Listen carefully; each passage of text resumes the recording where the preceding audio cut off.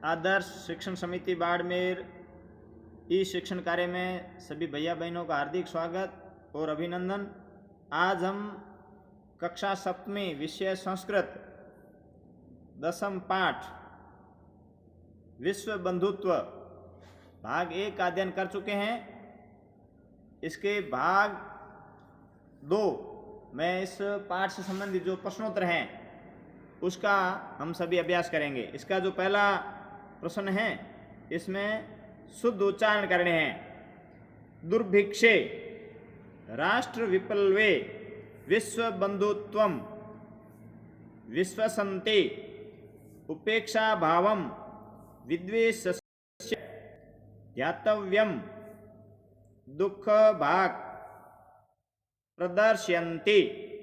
प्रश्न क्रमांक 2, मंजूषात समानार्थक पदानी चित्वा लिखत, यानी मंजूषा से समान अर्थ वाले जो पद है वो चुन करके लिखने हैं। मंजूषा दी हुई है। अब इसमें पहला है स्वकीयम, तो इसका है आत्मानम, अवरुद्ध बाधित, कुटुंबकम परिवारः, अन्यस्य परस्य, अपहाय त्यक्त्वा, समृद्ध संपन्न, कष्टम दुखम, निखिले संपूर्णे। प्रश्न क्रमांक 3, रेखांकित पदानी संशोध्य लिखत। अब इसमें रेखांकित पद में त्रुटि की हुई है, उसको आपको शुद्ध करके संशोधित करके पुनः लिखना है। जैसे पहला है छात्रा क्रीड़ा क्षेत्रे कंदुकात क्रीडन्ति, तो इसमें कंदुकात शब्द गलत है, उस जगह आपको लिखना है कंदुकैन, यानी ये जो गेंद से खेलता है इसमें तृतीय विभक्ति आएगी, कंदुकैन आएगा। तो वाक्य में आप पूरा लिखेंगे, कंदुकात की जगह कंदुकैन लिखना, बाकी पूरा वाक्य वापस कॉपी लिखना है। जैसे आपको लिखना है छात्रा क्रीड़ा क्षेत्रे कंदुकैन क्रीडन्ति, ऐसा पूरा लिखना है। ते बालिका मधुरम गायन्ति, तो इसमें ते अशुद्ध है, बालिका ये बहुवचन है इसलिए तह आएगा, तो उत्तर होगा ताहा बालिका मधुरम गायन्ति। अहम पुस्तकानि आनयामि, तो पुस्तकालयन, अहम पुस्तकालयन पुस्तकानि आनयामि, तो पुस्तकालयन ये गलत है। इसका आपको कोई कहीं से चीज लाता है तो उसमें पंचमी विभक्ति आएगी, तो पुस्तकालयात आएगा, तो उत्तर हो जाएगा अहम पुस्तकालयात पुस्तकानि आनयामि। त्वम किम नाम, इसमें तुम की जगह आपको लिखना है तव, यानी तुम्हारा नाम क्या है। गुरुम नमः, तो इसमें गुरुम की जगह आएगा गुरुवे, क्योंकि नमः का जो प्रयोग हुआ है तो ये हमेशा चौथी विभक्ति में होता है, तो गुरु शब्द की चौथी विभक्ति लेनी है, आपको लाना है गुरुवे नमः, लिखना है गुरुवे नमः। प्रश्न क्रमांक 4, मंजूषात विलोम पदानी चित्वा लिखत।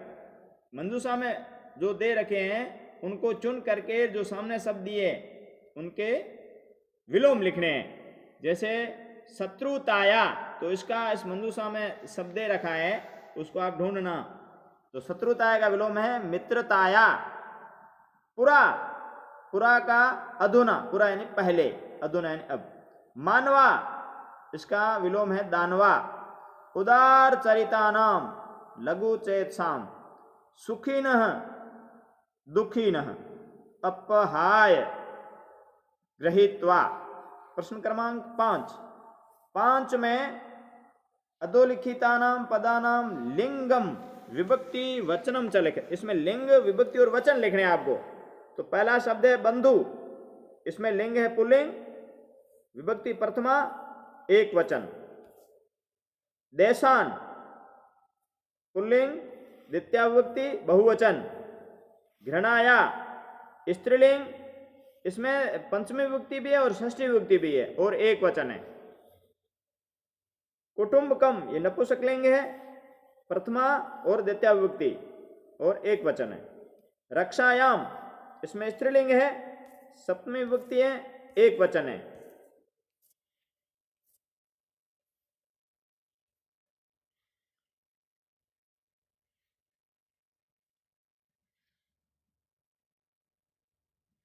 रक्षायाम इसमें स्त्रीलिंग है, सप्तमी विभक्ति है और एक वचन। ज्ञान विज्ञानियों नपुंसकलिंग है, इसमें षष्ठी विभक्ति भी है और सातवीं विभक्ति है और द्विवचन है। प्रश्न क्रमांक 6, इसमें कोष्ठकेषु दतेषु शब्देषु समोचितानां विभक्ति योजित्वा रिक्त स्थानानि पूरयेत्। कोष्ठक में दिए शब्दों से समुचित विभक्ति को जोड़ करके रिक्त स्थान की पूर्ति करनी है आपको। जैसे पहला है विद्यालयम उभ्यत वृक्षाः सन्ति, कोष्ठक में विद्यालय शब्द दिया है तो विद्यालय का विद्यालय में, क्यों उभ्यत आता है तो उसमें द्वितीय विभक्ति रहेगी। तो यहाँ आपको भरना है, रिक्त स्थान दिया है, आगे लिखा उभ्यत गोपालिका, तो कोष्ठक में दिया कृष्ण, तो कृष्ण की आपको द्वितीय विभक्ति बनानी है तो हो जाएगा कृष्णम, वाक्य हो जाएगा कृष्णम उभ्यतः गोपालिका। ख ग्रामम परितः गोचरण भूमि, तो इसमें परितः आया तो परितः में भी हमेशा द्वितीय विभक्ति ही रहती है, तो इसमें आपको मंदिर की द्वितीय विभक्ति बनानी है तो हो जाएगा मंदिरम परितः भक्ता। सूर्याय नमः, तो सूर्य शब्द उसका चतुर्थी विभक्ति सूर्याय है, क्योंकि नमः का प्रयोग होता है तो हमेशा चतुर्थी विभक्ति होती है, तो सूर्याय नमः। तो गुरु शब्द जो चलता है तो गुरु शब्द की जो चतुर्थी विभक्ति है वो है गुरुवे, गुरुवे नमः। जैसे भानु होता तो भानुवे नमः, कैसे गुरुवे नमः। वृक्षस्य उपरि खगा, तो वृक्ष की षष्ठी विभक्ति बनाई। अब आप ध्यान रखना, ऊपर नीचे दाएं बाएं आगे पीछे एक दिशा का होता है तो छठी विभक्ति होगी, और दो दिशा या चारों ओर का होता है तो द्वितीय विभक्ति होगी। तो यहाँ वृक्ष के ऊपर यानी एक दिशा है इसलिए षष्ठी विभक्ति बनाई, वृक्ष की छठी विभक्ति बनाई वृक्ष से। तो ये ऊपरी सैनिक, तो आगे अश्व दिया है तो अश्व की आपको षष्ठी विभक्ति बनानी, अश्वस्य ऊपरी सैनिक, घोड़े के ऊपर सैनिक है। प्रश्न क्रमांक 7, कोष्ठकात् समुचितम पदम चित्वा रिक्त स्थानानि पूरयेत्। कोष्ठक से समुचित पद को चुन करके रिक्त स्थान की पूर्ति करनी है। तो इसमें आपके नमः दिया, या मैं पूर्व में बता चुका हूं कि नमः दिया तो उसमें आपको चौथी विभक्ति लेनी है, तो हरे हर ये शब्द इसमें आएगा, हर ये नमः।